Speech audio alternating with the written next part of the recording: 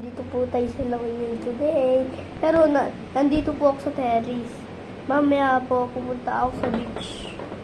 Ay, bawal pala pumunta sa beach kasi yung bagyo nandito. Ay, papakita ko po sa inyo. Ito lang. Ito na. Ito po yung view ng ito po view ng terrace. Ito po yung view.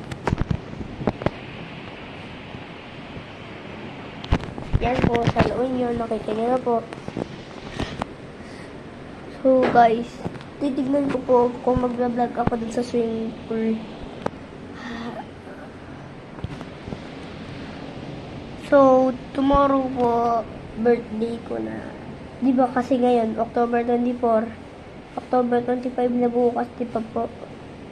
Bukas, birthday ko na. 3 days po kami dito, 3 days. So, mamaya, titignan ko kung makakapag-vlog ako. So, ayan lang po, lahat ng sinasabi ko ngayon sa La Union, tsaka mamaya, swimming pool. See ya, mamaya, pag meron lang oras. Bye-bye, guys. Don't forget to subscribe and like. Bye-bye.